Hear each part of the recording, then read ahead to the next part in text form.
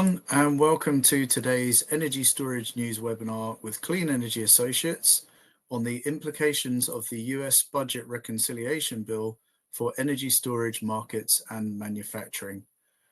I'm Andy Colthorpe, editor of Energy Storage News and Deputy Editor-in-Chief of Publishing at Solar Media.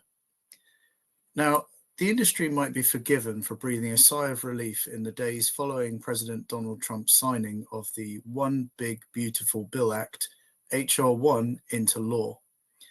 Energy storage tax credits remained in place, even as the industry saw wounded comrades from the solar, wind, and electric vehicle sectors stagger across the energy transition battlefield, rebates and tax credits stripped from them like medals off a soldier's uniform. But energy storage still faces challenges too. First, the Liberation Day tariff story that dominated the conversation this year before H.R. 1 did continues to play out.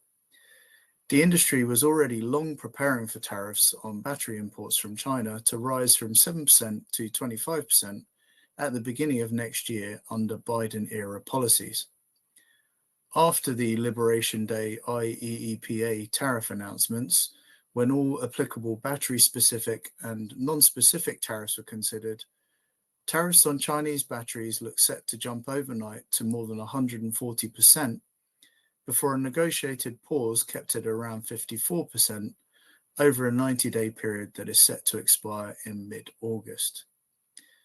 Combine this with the new eligibility provisions that prohibit projects using Chinese supply chains deemed foreign entities of concern, or FEOC, from receiving the ITC, and we have two of the industry's major headwinds.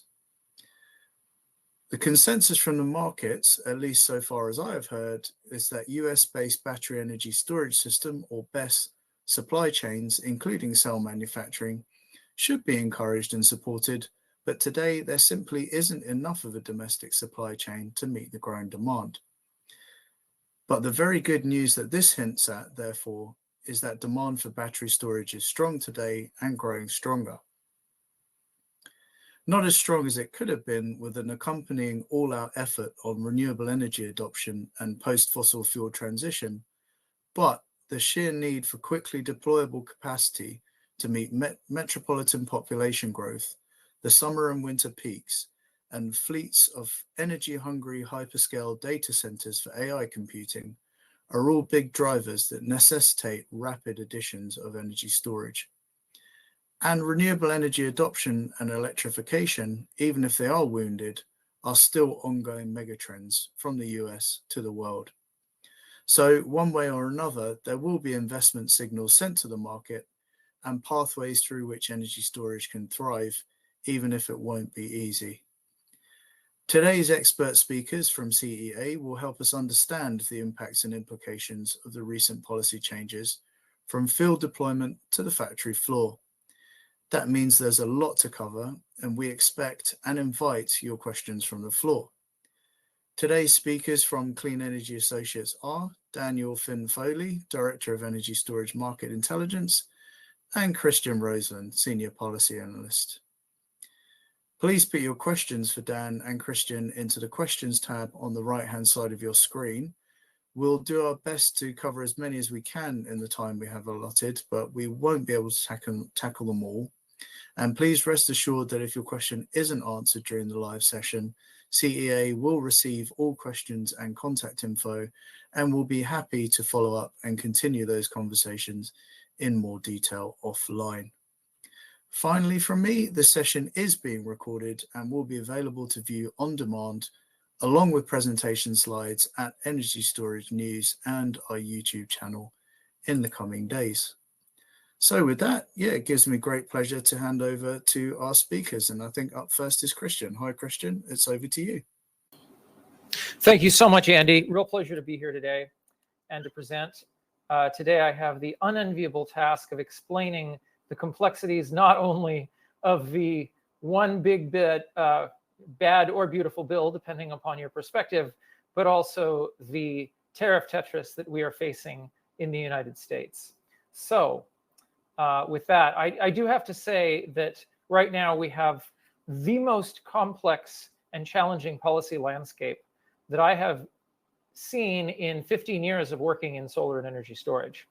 So buckle up. Let's start with that HR1, the budget bill, which is what we're going to be calling it here. Notably, HR1 created a cliff for the investment tax credit and production tax credit, the 4080, 45Y for wind and solar, but not battery storage. That's not to say that there won't be impacts on the battery storage space from that cliff, given the large number of installations that are planned as solar plus storage installations. We have the details here, but for solar, basically, you have a year to start construction. And then after that, anything that you start construction on after July 4th, 2026 has to be placed in service by December 31st, 2027 to claim the full tax credits. Again, for energy storage, regular phase-out schedule per the Inflation Reduction Act. But that's definitely not all. We also have foreign entity of concern restrictions. These are multiple, they're complex, and they apply both to claiming the ITC for battery storage, claiming it for solar and wind, or for the 45X manufacturing production tax credit, which is fundamental to the growth of solar and battery factories that we're seeing in the United States. And these are just some of the details. So we have a slide here that goes over the big picture of those gory details. We've discussed the impacts to the 4080, 45Y, ITC, and PTC, the 45X, also the 25D residential energy tax credit. Notably, this goes away, and this one is for both battery storage and solar. It goes away at the end of the year, so there's an impact on the battery market on the residential side. Then the many and complex foreign entity definitions.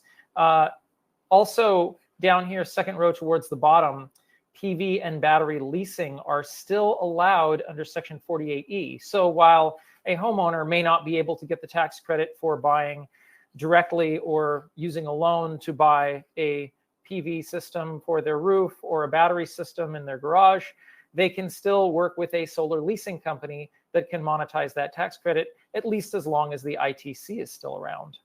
And then finally, there were changes to the clean vehicle tax credits, the EV tax credits, and there were 3 of them. And by changes, I mean they're all going away at the end of September. Now, you might think, well, what does that matter for batteries? Well, it turns out that there were a large number of factories that were being built that were planning to supply EV batteries for EVs in the United States, and their market outlook no longer looks as good. So the owners of those factories are now looking at stationary storage, because while it is a non-trivial task to move from manufacturing EV batteries to stationary storage batteries, it's probably a lot better than shutting down your factory and losing all of your investment to date. And my colleague Dan will get more into the details of that. So when we talk about those foreign entity restrictions, these apply to multiple aspects of the investment tax credit, the production tax credit, and the 45X, the manufacturing tax credit. First off, the ownership one. If your company is classified as a prohibited foreign entity, which is fairly broad and just largely means that you can't have more than 25% ownership by a single Chinese or other specified foreign entity, such as a Russian entity or a Cuban entity. It all basically, if you fall into that category, you can't claim the tax credit. And that applies to both companies doing the installations and the companies that own the factories. Then there are the payments conferring effective control. Now, you might think, well, that's not a worry because I wasn't planning on making any payments that gave anybody else control over my energy storage facility.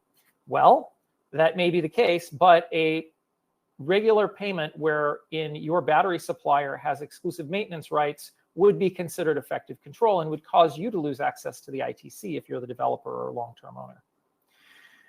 And this also applies to factories and licensing agreements. Basically, any new licensing agreements are considered to be effective control. Therefore, that's a really big challenge for energy storage manufacturing. Suddenly, a Chinese company can sell their battery factory, but if they sell it then and the new owner was planning to make a deal to use that technology, that can cause them to lose access to the 45X, which is, again, fundamental for making energy storage and solar manufacturing cost competitive in the United States. But this isn't even the worst part. The worst part is material assistance. Well, I should say probably the worst part. They're all challenging, right? Material assistance basically says that if you procure more than a certain amount of your components and materials from a foreign entity of concern, which, again, that prohibited foreign entity definition, then you will not be able to receive that investment tax credit or the production tax credit or the manufacturing tax credit. And so there are tables for this. There are certain percentages that you have to meet from non-PFE that are different for solar and batteries, starting for projects that start construction in 2026. Now, for batteries, this basically means if you were planning on deploying a battery storage system that uses Chinese cells, you're not going to be able to get the ITC. And that right there, as Dan will get into, creates a really big supply challenge. Again, this applies to the factories as well. And there's a certain amount of eligible components. If you're selling those batteries or battery components in 2026 or later, you basically need to ensure that your upstream supply is not from foreign entities of concern, or else you won't be able to access the tax credit. And again, there's a certain minimum ratio here, but notably, there's also a declaration that you need to make stating that you have no knowledge that foreign entities are involved in the upstream supply of components and materials. And that one right there could be a rather sticky widget when we get into how that actually works. So because that all wasn't challenging enough, they're now going to change the start of construction rules as well. The Trump administration or Donald Trump himself has told the Treasury Department on July 7th to write new guidance within 45 days, establishing new rules for start of construction. So that 5% safe harbor that you thought, well, we can just lock in the 5%, buy our transformer, start doing one of these moves that allows us to formally start construction, and then we don't have to worry about these rules. That could get a lot harder here because the definition of what it means to start construction is going to change. And notably, the executive order tells the Treasury Department to restrict the use of broad safe harbors unless a substantial portion of the subject facility has been built. This means it's going to be harder, and it could mean you have to do on-site construction. Lots of details here about when all of these things kick in. It makes for a rather complicated timeline. Generally speaking, all of this gets harder as time goes on. So while energy storage may still have access to the investment tax credit, that is conditioned on a number of things, including you're not using more than a certain portion of foreign entity of concern materials, read Chinese cells in your batteries, and also not having any contractual arrangements where foreign entities of concern are the ones doing the maintenance, having the exclusive right to maintenance on your project. So I'm sure that was a lot of fun, but now we're going to get into the real fun, which is tariffs. So I've had to change this slide over time because there are so many tariffs. Under the Trump administration, we just keep getting new tariffs and threats of tariffs. Some of these go back to the first Trump administration, like the Section 301 on China. That's on Chinese goods, covers hundreds of different goods. Lithium-ion batteries is one of them. Tariff level is currently 7.5%, but it's going up to 25% at the end of this year. Then there are the Section 232 investigations, which are global in scope. Right now, we have one that's left over from 2018 on steel and aluminum. That one was raised to 50%. Not such a big deal for the battery storage industry because not a lot of your costs are directly related to steel and aluminum. But don't worry, because we have a Section 232 coming on copper. Might not hit you as the end consumer, but certainly not great if you have a battery factory that needs to be importing copper foil for your anodes. And then we have the Section 232 investigation on global imports of critical minerals. And by the way, all of these include derivatives. So one of the derivatives included for critical minerals is batteries. And we don't know what the tariff levels are going to look like. This was only launched on April 15th, but we should find out soon. Then we have the two different uses of the International Emergency Economic Powers Act, or IEPA. IEPA 1 These so-called fentanyl tariffs affected Canada, Mexico, and China, never missing a chance here to raise tariffs on China at 20%. And then we have IEEPA 3, the so-called reciprocal tariffs, which is scheduled to give another 34% to China. There are active negotiations going on, changing these IEEPA 3 tariff levels all the time. The minimum is 10%. The maximum has been between 11% and 50%. There's 57 nations involved, in case you were bored. So because that one affects all of the other places that you might be getting batteries and battery components, including cells other than China, that one has a bigger impact. And finally, we have the anti-dumping and countervailing duty case on anode active material from China. This one primarily is a concern for battery manufacturers, given that a lot of anode active material comes from China. The duty values are a little bit scary here at 105 to 835%. Don't worry, 835% was only applied to 2 companies, one of which makes sweaters. So the most companies get 105%, but when you look at that, that's the tariff on the anode active material, right? And so yes, it is applied also to battery cells, but only for the portion of the value the anode active material represents. So 105% tariff suddenly becomes a 7% tariff if you're importing battery cells. Now, the challenge here is that all these add up, right?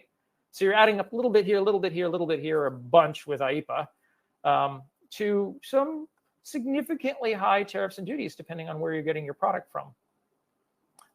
Notably, there are, I mentioned with the IEEPA 3, these levels have been changing a lot lately. The trade deals have been announced with the EU, Indonesia, Japan, the Philippines, and the UK. UK doesn't matter much for battery imports, but Indonesia does because there are some battery factories planned there. Also, LG has a battery factory in Poland, and so those rates have gone down now. Those are scheduled to take effect on August 1st, but because there isn't enough uncertainty in this whole process, those are just announcements. We haven't had these formally be enacted into law. So we'll find out on August 1st what the tariff levels are, but this is what we're expecting, right? So what does this mean if you add all of this up, right? We've got tariffs over here and duties over here. Well, for Chinese products, including DC container blocks, we're looking at relatively high tariffs. And I want to note, what I did with this slide was, because these tariffs and duties all change over time, I took a slice in time. This is August 12th of this year through January 1st of next year. These are the tariff and duty levels. Before that, after that, they're going to be a little different. I also looked at, hey, what are 8 common things you might import, right? You might import DC blocks with cells from one of these different locations, which determines the value of the tariff. Or you might use batteries made in the United States, but with the cells coming in from elsewhere. So I added all of this up, and the tariff and duty levels on Chinese products are pretty high. But if you look at making, doing your battery integration in the United States and using cells from Poland, it's 18%, which back in the day you might think, oh no, 18% tariffs, but these days sounds pretty good compared to the alternative. And what this does ultimately is that this means batteries are more expensive inevitably, no matter where you buy them from. But there's also some equalization here, because if all of these tariff costs are passed on to the end consumer, suddenly, which won't necessarily happen, but if it does, then the battery costs of Chinese batteries and of Korean batteries and of batteries made in the United States with cells from Poland start to look a lot more similar. So that is the conclusion of the policy portion here, giving you the overview. Now, Dan Finn-Foley can tell you what this all means on the market detail. Thank you, Christian. I really appreciate it. And just pausing to take stock here, because I know that was a big download for everybody. And I can promise you, if you're feeling overwhelmed, I've heard Christian present this information dozens of times on webinars, events, in front of clients, and even I don't have a full grasp on it yet. I'm pretty sure only Christian does, and that includes everybody who wrote the bill, has a full sort of overview of actually what's going on, because this is a seismic change. Energy as an industry is a tangled spider web. And when you make tiny changes in one area, those effects ripple through to the rest of the web and affect everybody. And these are not just small changes. These are not tweaks. These are not tiny little vibrations in this web. These are seismic changes, severing whole connections in this web. And as a result, the changes and the impacts that we're feeling are going to be huge. Now, there is the possibility for other elements to buffer this, for there to be release valves for supply and demand pressure, for pricing pressure. Unintended consequences at second order or third order level may result in more or less battery demand, which matches more or less battery supply and results in a market that is in flux over the next 5 years. And that's really what we're tracking right now, as hopefully the relatively altruistic spider at the center of this energy web that is the market intelligence team here at CEA. So backing up a further step to provide some context, this bill did not exist in a vacuum. There's been the tariff conversation that Christian mentioned throughout the year, pullbacks on funding and other elements, hurdles thrown in the way of many clean energy projects. As a result, at CEA, we've been tracking battery manufacturing, and we've seen delays and cancellations that have been accumulating over the past 6 months. This has been in response to shifting economics, anxiety about tariffs, about trade elements surrounding funding and investment. Speaking of that spider web, you can think about the sort of carrot and stick approach that the Biden administration took during the Inflation Reduction Act, where there was going to be this incentive of the advanced manufacturing tax credit, and simultaneously this carrot that allowed a carrot on that side, and then the stick of a 25% tariff with a 18-month runway in order to allow the industry to adjust. And the industry did adjust and invested a lot into manufacturing in the United States. Now, with the increased uncertainty over the past 6 months, we're seeing that investment pull back. We've tracked almost 20 gigawatt hours of projects. This is lithium-ion battery manufacturing specifically for stationary storage applications, not even broader lithium-ion manufacturing for EV applications, that has been delayed.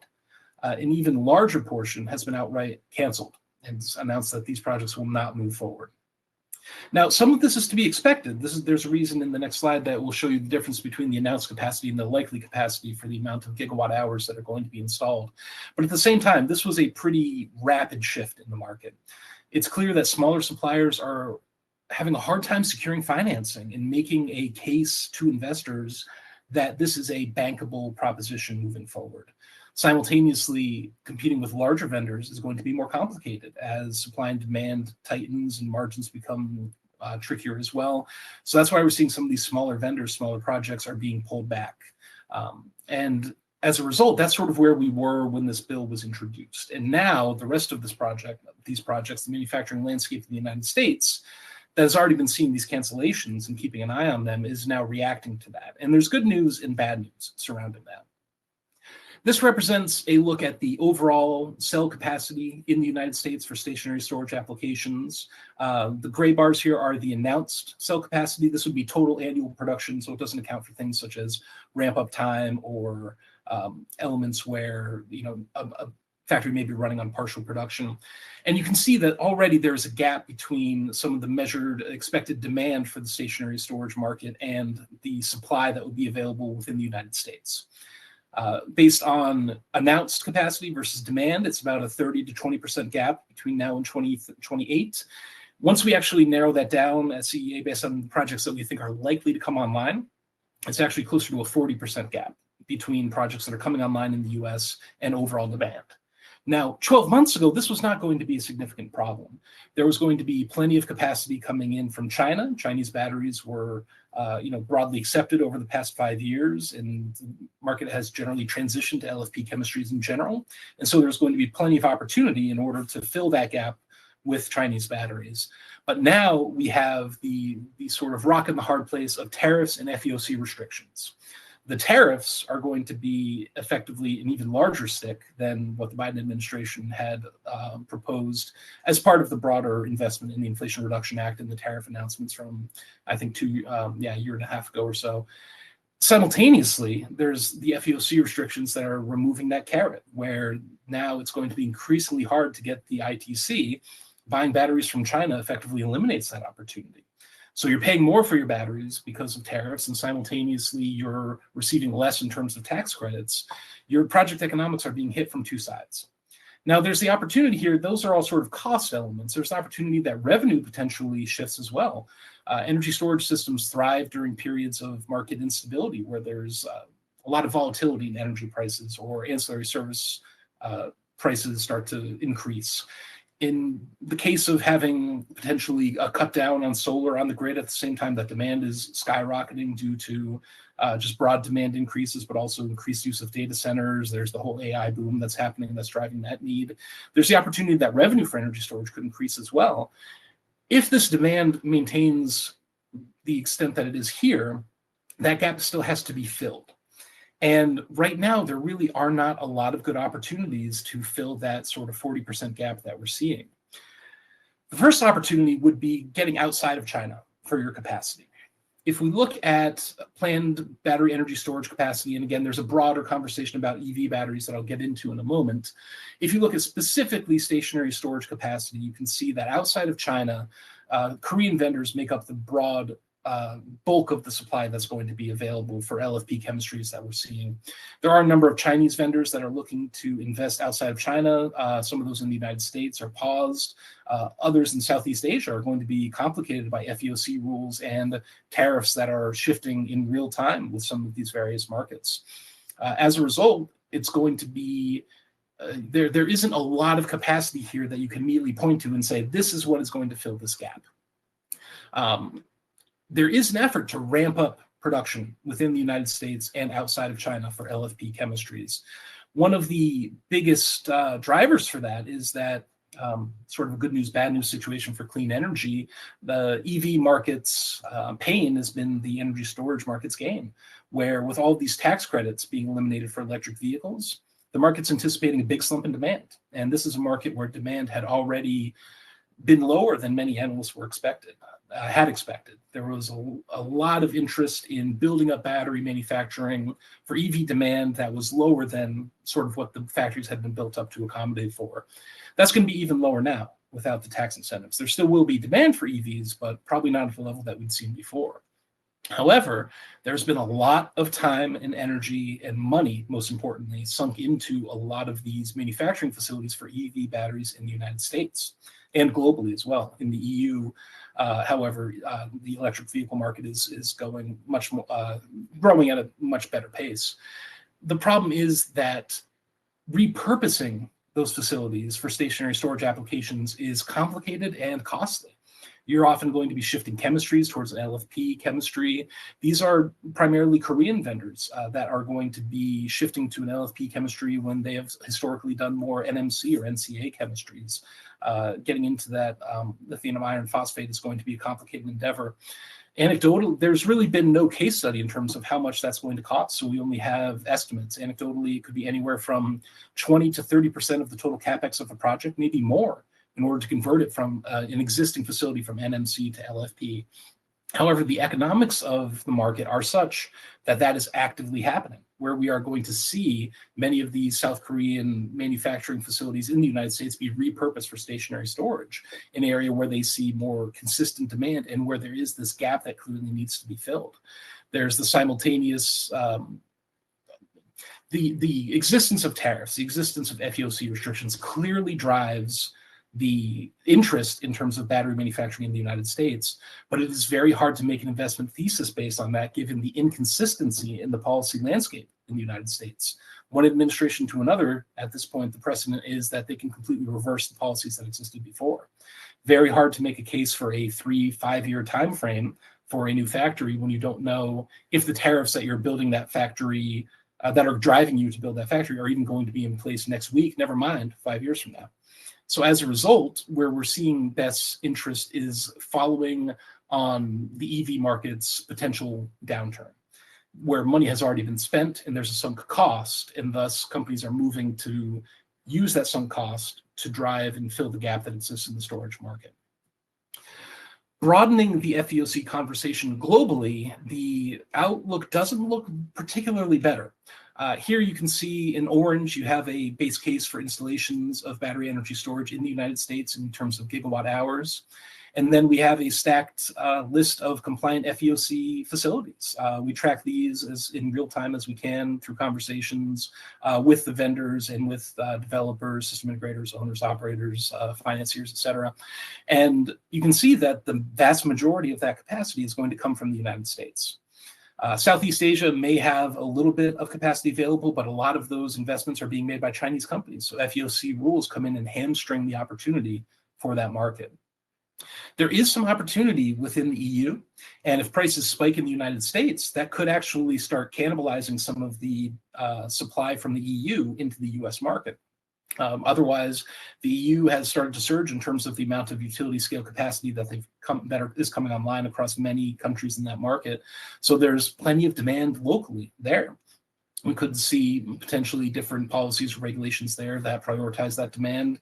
Hard to say, but at this moment, it's a tough sell to say that you can rely on that FEOC-free material coming out of the EU. So as a result, we still have this significant gap. And as a result, one of the interesting factors that's starting to emerge is what could fill that gap. And one of the answers may in fact be Chinese batteries, which seems counterintuitive based on everything that we've been discussing here. But they're obviously, with tariffs on Chinese batteries driving up pricing, now no access to the ITC is going to be a significant impact on project economics. However, even with all of those factors in place, the decline in battery pricing, the expertise that's been built out in China, the capacity and the rock bottom pricing that's hit the market in 2024 and 2025 means that even when you layer all of these barriers on top of each other, you're still looking at potentially project costs that are only 1 or 2 year, associated with maybe projects 1 or 2 years ago. So because of all of this, there are so many factors that affect pricing. This, for instance, is based on our bottoms-up cost model. This is based on a benchmark system, a sort of hypothetical 5 megawatt hour system using a sort of sample 320 amp hour prismatic cell. So this is including all of the various commodity prices that we're seeing. We're seeing a bit of a rebound in lithium pricing, and then layering on tariffs and other elements on top of that as well. As a result, you can see that importing cells into the United States and integrating them locally, and that's the top graph here, is going to be a more cost-effective solution today than importing an entire DC block from China. But the tariff burden is still going to be significant because you're paying tariffs on those cells. Even if you're importing feedstocks, such as anode active materials and other elements, LFP powder from China, that's still going to impact even the tariff level for even domestically manufactured cells integrated into a system within the United States. So as a result, the economics of battery procurement are shifting. But in either case, battery prices are set to increase, even up from the levels that they are now in 2025, with a significant tariff burden on everything out of China. Some moderate increases in commodity pricing, the increased tariffs that were scheduled to come online in 2026, as Christian mentioned, those combine to drive up pricing in the short term. We've done some modeling on this, which shows that iterative technical improvement could start counteracting some of these price increases, shifting from 320 amp hour cells to 345, squeezing more racks into a system, or even going into these larger form factor cells, the sort of 1,000 amp hour cells that are requiring a different sort of thermal management and duration strategy. But overall, we are seeing a really significant shift in the overall pricing landscape. Prices are increasing. The technical advancements are going to start counteracting that, potentially keeping pricing relatively level. But historically, prices had been much higher.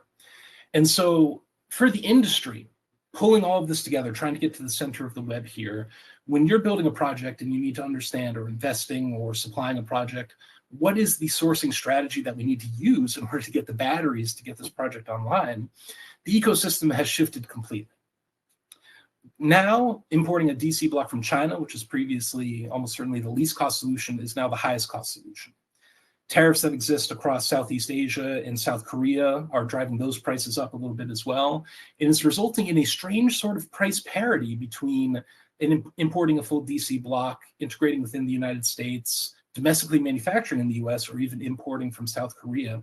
all of these price points, due to the various tariffs and other elements that are coming online, has resulted in a sort of a mix and a price parity between all of these solutions that's going to make it a bit complicated in order to decide where you actually want to go. What makes it a lot easier is FEOC restrictions and ITC eligibility, where when you take 30% off of that as part of the ITC, anything that you can get that is outside of that imported Chinese DC block or Chinese cells domestically integrated becomes much more competitive. And that's where Southeast Asia becomes an increasingly interesting proposition, where tariff levels are going to be much lower, but you still benefit from the low energy prices, low labor prices that are keeping the cost of cells and moving things up to the module rack and container in China much less expensive. At the same time, you have lower tariffs, and then maybe you can absorb that sort of FEOC hit where you don't have access to the ITC, but you're sort of making up for that by having the lower tariff rates and lower overall costs. Now, all of this is to say that pricing is going to be much higher than it was 12 months ago, or even 7 months ago.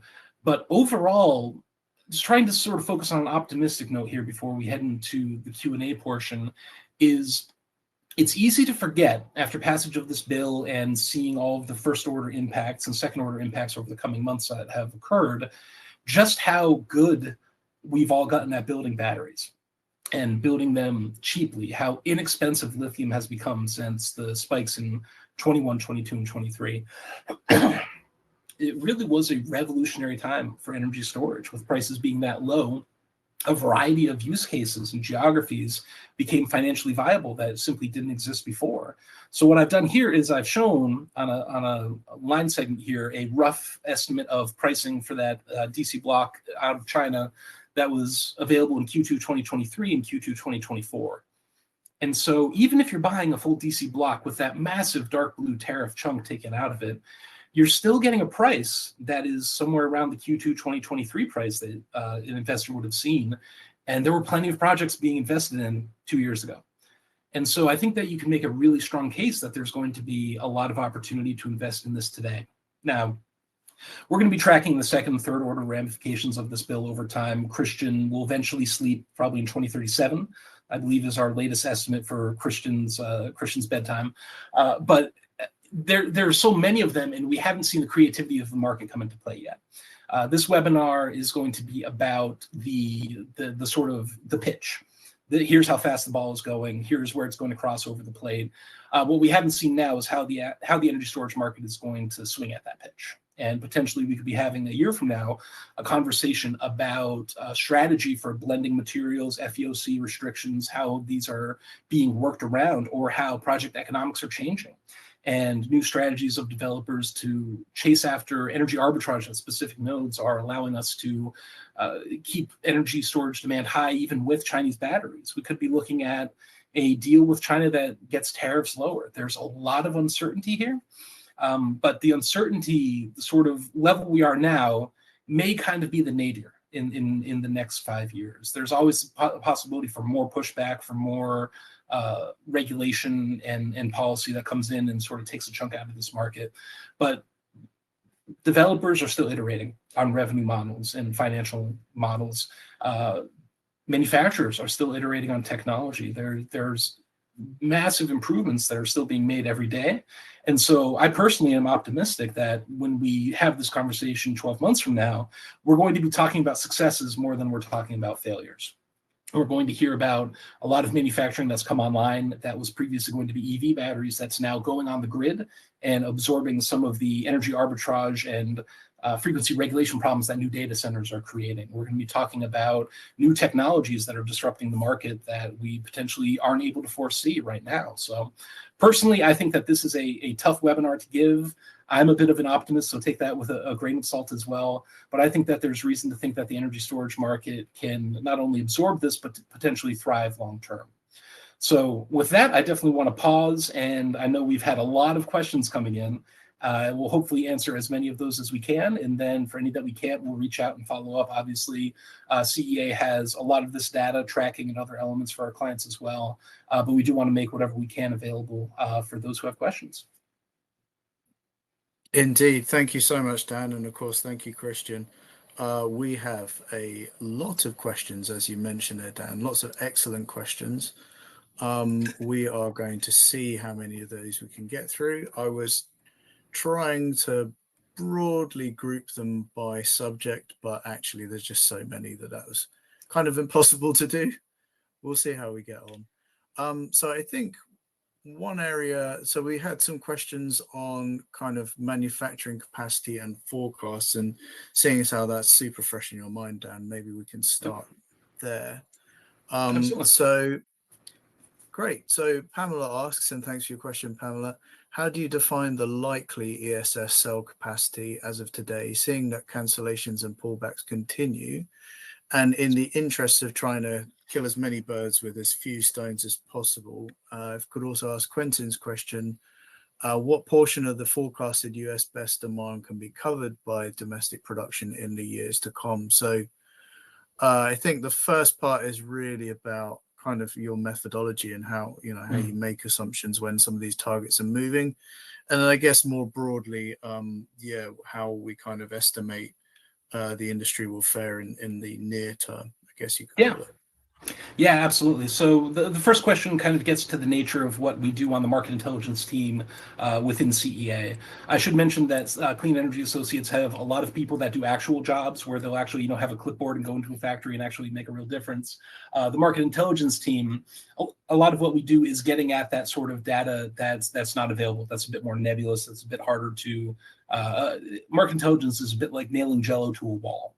And so the idea is persistence and using as many different tools as possible. In this case, getting from announced capacity, which is from any sort of company announcement, resources online, permitting, and other elements. Then it's going to be digging deep into that permitting process, the legalities of it, and then reaching out to developers, investors, all of our clients. We try to have a sort of two-way dialogue as much as possible, which is why we love these questions. We love the follow-ups from webinar attendees as well, because there's the wealth of people on here are going to have resources that or knowledge that we don't, and so hearing back and hearing your feedback from you is going to be incredibly valuable.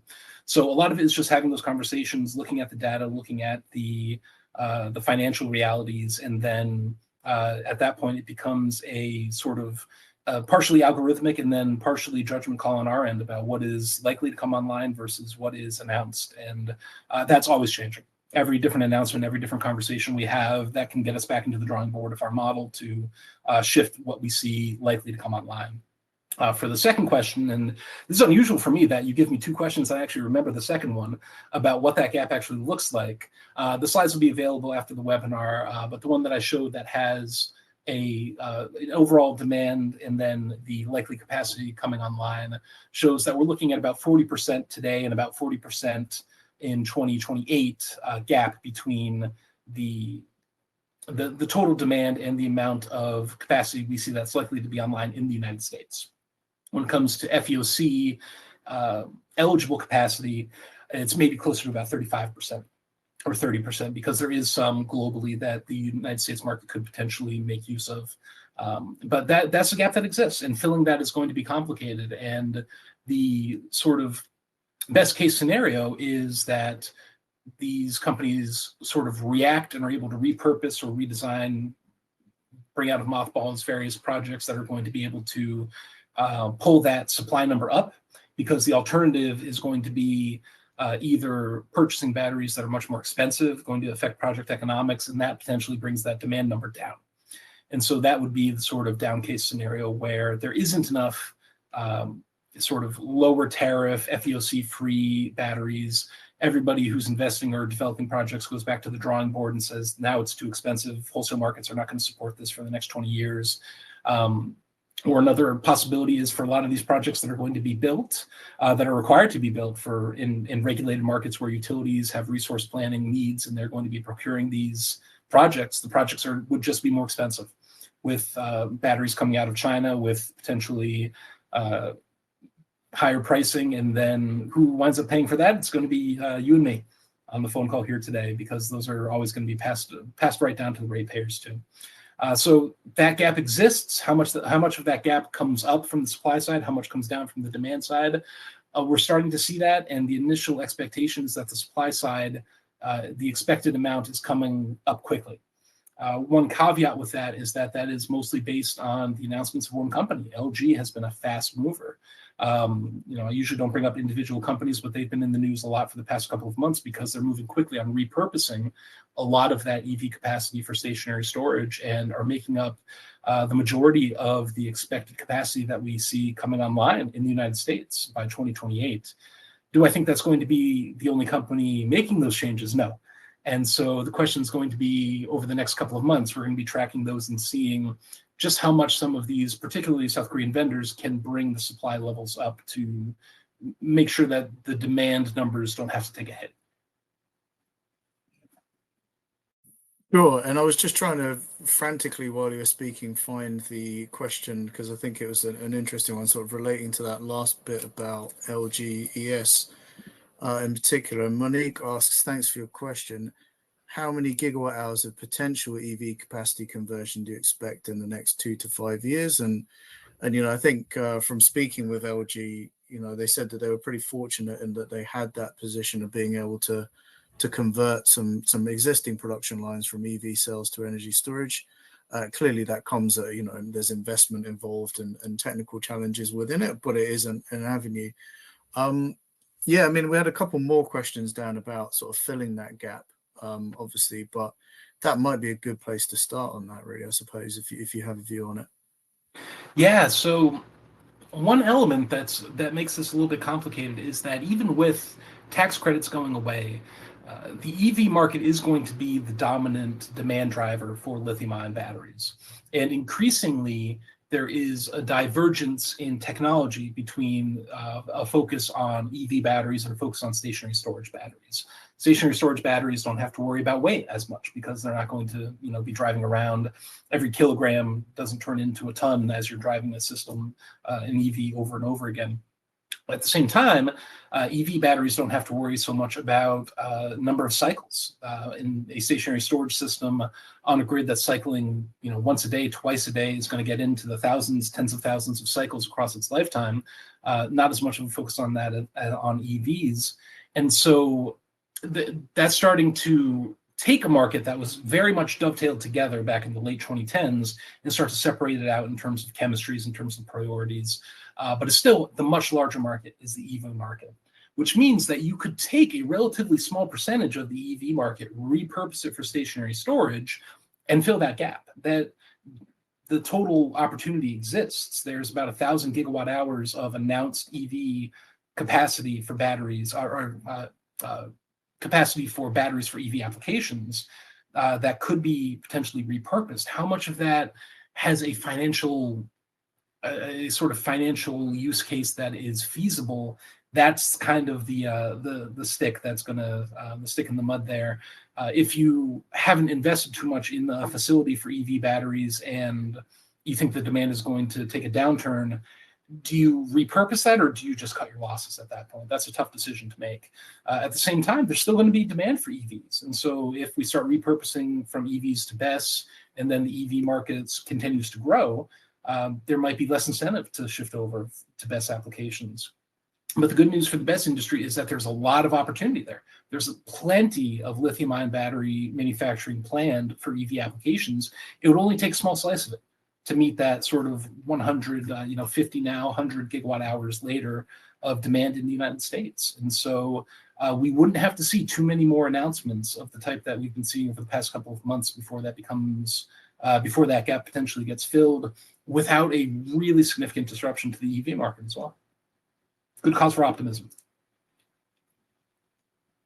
Okay, sure. And, let's focus on that gap for a little bit longer if we can, with a couple more questions, because, I think it's obviously interesting that you guys and some other people I've spoken to have said that Korean battery manufacturers will be seeing this as an opportunity, I think, to gain market share. I think that's fair to say, right?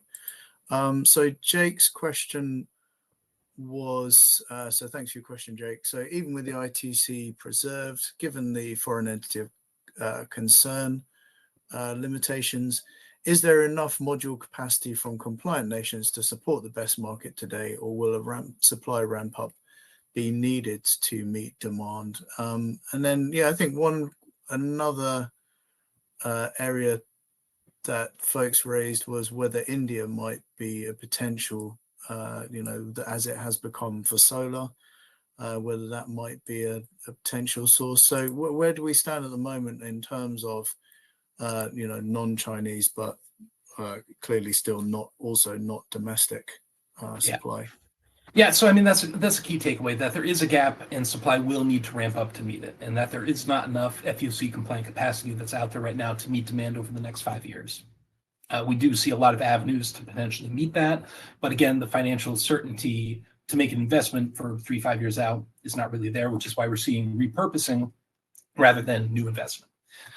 In terms of India, I'll sort of broaden that out to sort of all FEOC markets. And that gets a little bit tricky because it's going to take a while for those markets to really scale up, in terms of there would need to be a sort of direct investment from companies within that market to build out lithium-ion capacity, specifically LFP capacity for stationary storage applications would be most likely. And who dominates on that technology? It's China. And so even within Southeast Asia, where we see these investments in potential BESS and even EV applications for manufacturing there, much the same way that solar did, a lot of the time China is sort of behind that investment. These are going to be partnerships between Chinese entities and other entities. And Christian, I might just sort of toss that to you to say, based on the FEOC restrictions that you've seen, is there sort of a pathway, considering they're going to need to use LFP technology that China really dominates right now? How would that sort of work in order to build out into those markets and still try to get the ITC in the US? Oh, well, I think it's going to be extremely hard. And the challenge here is not really so much for claiming the ITC as much as it is for claiming the 45X. Because if you have a non-foreign entity of concern making your batteries, great, you've qualified for the ITC. But that factory needs to show that it is not licensing the technology from a foreign entity of concern, or that it hasn't created any new licensing arrangements with a foreign entity of concern past the date of passage of the law, which means any new factories that are sold, if they have to come up with a new licensing arrangement, and they're sold by a Chinese company, good luck avoiding that. So really, this is more of a concern on the manufacturing side, and for the available supply, and specifically for those factories that are currently owned by Chinese and other entities that would qualify as foreign entity of concern. Yep. And so then the other big problem would just be timing, where China's gotten very good at building out battery manufacturing, but it's still probably a multi-year process in many of these markets, especially when you're starting the supply chain from scratch. So this is a gap that exists today, and it isn't clear to me that markets such as India or Southeast Asia, the Middle East, etc., can scale up so dramatically that it's going to erase the gap in the next 2 or 3 years. I think it's going to probably take longer than that.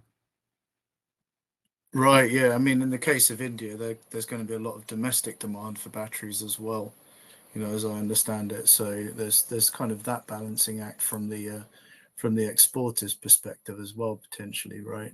Absolutely. So we had, as you may have expected, many questions around the eligibilities of the FEOC rules. And I don't think, spoiler alert, I don't think we're going to solve all of this right now, guys. But I think it's more than fair to ask as many of these as we can try. So maybe it's a little bit around the nuances of policy that haven't yet really been set in stone as such. But Mark asks, and thanks for your question, Mark. He does ask with reference to specific companies, so I'm going to leave their names out of it. But he says that if a battery manufacturer has Chinese entity ownership exceeding 25%, will that still be considered a foreign entity of concern? And I'm sorry to keep bundling these questions together, but I quite like putting you on the spot. James asks, if someone is using cells from, let's say, for example, an Indian firm, but they're using electrodes from China, what would the tariff be, or how would that kind of apply. Sorry, so I kind of mixed the metaphor, so to speak, between FEOC and tariffs a little bit there, but I guess it gets to the question of sort of thresholds and how we interpret some of these rules. Yeah, let's get to the first one first, which is that question about what is or is not a FEOC. So if a person or a company with its principal place of ownership, or one of a number of other companies listed in the foreign entity rules, owns more than 25% or more of the manufacturer, basically, if the specified foreign entity owns 25% or more, the single specified foreign entity, then it is a foreign entity of concern. However, if you have multiple foreign entity, prohibited foreign entities that own 40% or more, it is still a prohibited foreign entity. So, the rules are slightly different here. Basically, if you're talking about a battery manufacturer whose parent company that owns more than half of this company, or even more than 25%, is headquartered in China, or has its principal place of business in China, then it's FEOC, and you won't be able to buy those products and claim the ITC. Also, they won't be able to get the 45X. In terms of the tariffs here, so tariffs are, what exactly the tariff applies to is the subject of customs rulings. Customs has issued a number of rulings stating what the country of origin is and how this applies. And for BESS, it's pretty simple. If you go talk about the cell and anything downstream of the cell and anything downstream of the cell, wherever you made that cell is where the country of origin, and therefore that's where the tariffs apply. So if you're talking about containerized systems in Southeast Asia that use Chinese cells, you're paying tariffs on China. If you're talking about containerized systems made in Poland using Korean cells, then you're paying whatever the tariff is on Korea.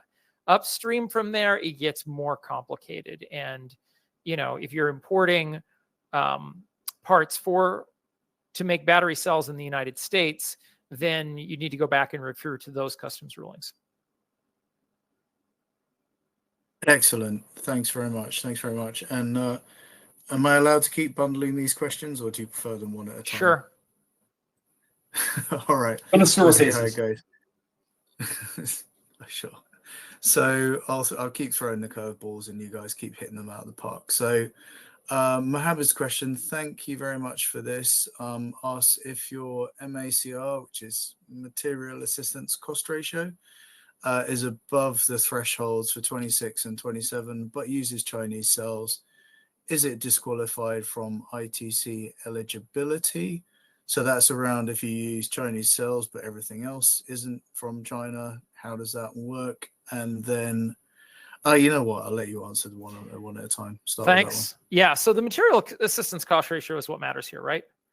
If your MACR is, if you have the minimum portion of non-FEOC supply, then you're fine in terms of meeting that material assistance cost ratio. However, the way that the MACR is set for BESS, if you're talking about a BESS system that uses exclusively Chinese cells, I don't see how you make the numbers work with all of your other components. Certainly not using the tables under N2508, which are the tables created for the domestic content bonus, which is what is specifically referred to in the Big Beautiful Bill as the basis, the interim basis for determining the values. Christian, can you blend cells? Have a project that has half cells from China, half from the United States? Well, the law doesn't say anything about blending, but they are referring us to N2508, and in N2508, they basically tell you how to blend. So there is definitely that potential where you could use some Chinese cells and some non-Chinese cells. Now, this is all based upon the law as written today. Law is interpreted by guidance. The guidance for this specific law has not come out and probably will not come out for 18 months. They have told us what interim guidance to use, but that interim guidance isn't specifically for this law. That interim guidance is for the domestic content bonus. So there are some areas where it's unclear how it applies. Yep. And I'll mention that even if you do have blending, there are a host of technical software monitoring performance issues that you then have to have, where when you have all from one source, it makes life a lot easier to actually operate a battery system. But that's nothing that a creative system integrator with a good software suite can't solve. So I'm excited to hear more about that in the next 6 to 12 months. Excellent. And just on that note of the changing interpretations, let's say, or how it will be applied, we had a couple of questions in around that, I guess. And so I guess an obvious answer of where people should look for the updates is to speak with Clean Energy Associates. But less promotionally speaking, where should people be expecting to kind of to find out about that, and what's the best way of really staying on top of that, do you think? Other than us? There's no other solution. I've been relying on Christian for so long. I can't imagine getting anything from a primary source. That's impossible. No. There are some great law firms out there that have done good analyses of these. You can also just you can go on congress.gov, find the law and read it. Paragraphs 51 and 52, 51 being the definitions and 52 being material assistance, are particularly enlightening. Good luck, because a lot of this is legalese, and a lot of this is, these rules are complex. It is unclear how many of them will apply. And that's why it's often useful to have a third-party resource, whether that's us or whether that's your lawyers or whether that's the public information coming from some of the more credible and well-known law firms that have experience specifically in this sector and what they've published online.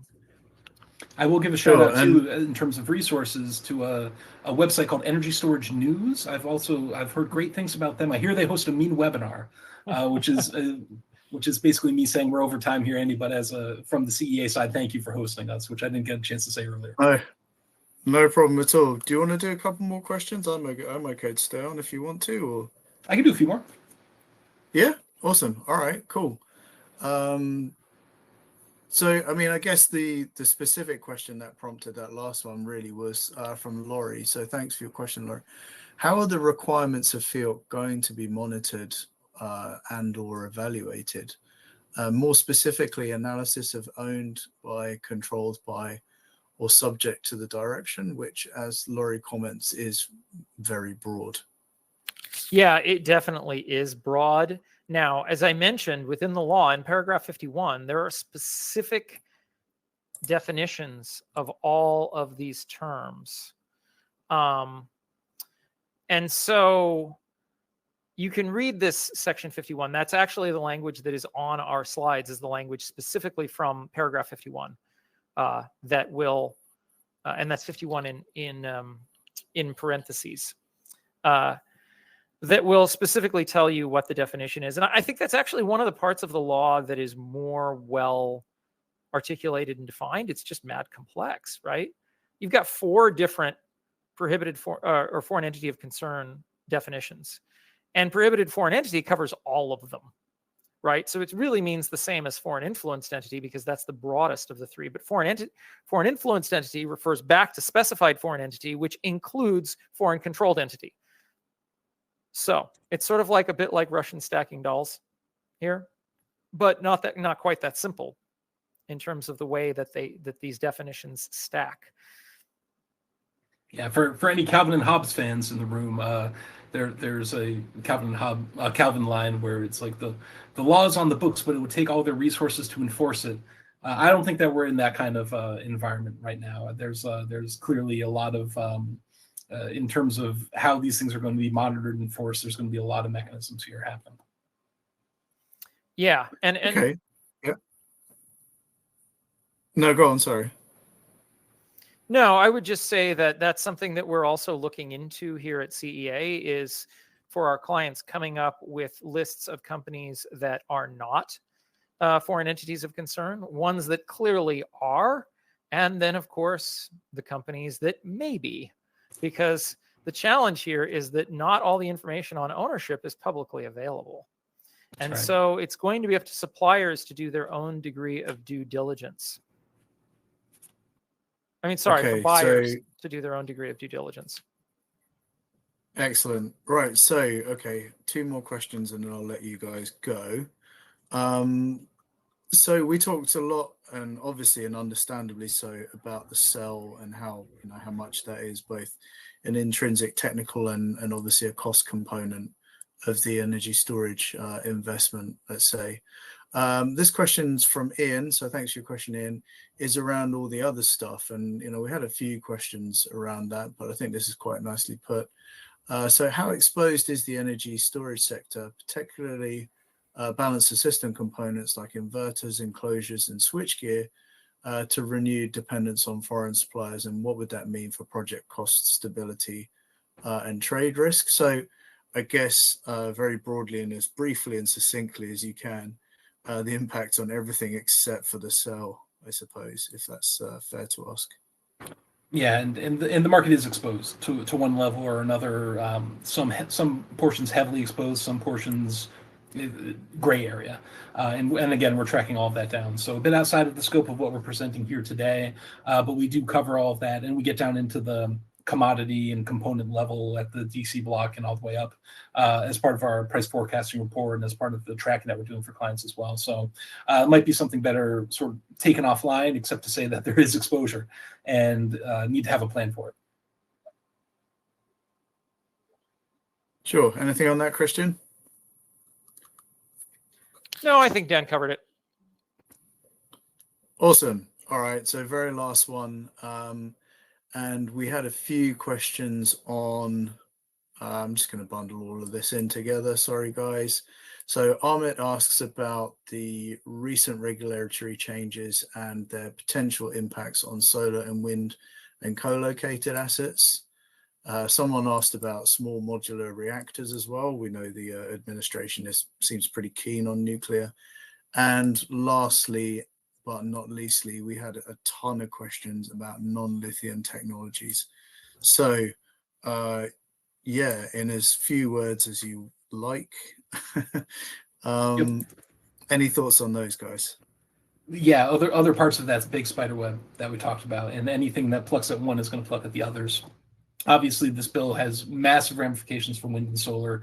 As CEA and the market intelligence team, we have an entire vertical on the solar side in terms of the same quarterly pricing, supply technology, market intelligence, and market player profiles that we have on the storage side for solar. And there's going to be a lot of effects across the market, but one of the key takeaways I will say is that, yes, there's a lot of interest in terms of non-lithium ion technologies. We're tracking a lot of those. There are a couple that are moving towards commercialization and getting more investment and look like they could start competing at 8 to 24-hour durations, where we're seeing these sort of 2 to 4 hour durations. There's not as much opportunity there for competition yet, but durations in certain markets are going to need to get higher. And then for alternative technologies, within the next 5-6 years, I don't think there's any reasonable expectation that if you want capacity on the grid, it's going to be anything but solar plus storage. I don't think that there is going to, small modular reactors, how quickly those can scale up. That's an open question. Gas turbine orders are out through 2029, 2030. That's not going to be an opportunity. And the costs on those are skyrocketing as a result of these tariffs and other market factors as well. So yes, there are massive ramifications. We have an entire solar team that's happy to talk with you about those as well. But I'll just say that the spider web is being hit from all different angles, and all of those technologies are going to wind up or down because of it. Yeah, I would note just something on SMRs. I recently looked into this. While some SMR designs have been approved by the Nuclear Regulatory Commission, no small modular reactor has been approved for construction. There was one application several years back that was denied. So we're a long way from having any on the grid. Also, we don't know what they'll cost, and we don't know how long they'll take to build, but the track record of existing nuclear technology is not particularly promising for either of these. Now, the promise of SMRs is that they'll eventually be able to be theoretically cheaper due to the economies of scale of producing lots of them. The first ones won't be, because the first one of anything is a one-off. So lots of challenges there. I think there's a lot of hype, but lots of challenges. Well put. Excellent. Well, guys, I think we've tackled the questions and the topic about as well as anyone could hope to. Really appreciate your insights on this and your patience at working with us to try and bring some of this to our audience. We hope everyone who's taken part has enjoyed it as much as we have hosting it. So I thank you very much, Christian, Dan, and all of your team, Clean Energy Associates. But most of all, I do want to thank the audience who signed up and stuck with us as we went through this. And as mentioned, your questions, if not answered during the session, Clean Energy Associates will be happy to reach out to you. And I'm sure that I'll have plenty of questions for the CEA team going forwards that, do my best to convey those messages in writing through the Energy Storage News website. So with all of that in mind, and I think, renewed vigor and purpose for the industry through, even the challenges, we'll leave it there for today. And thank you so much for joining.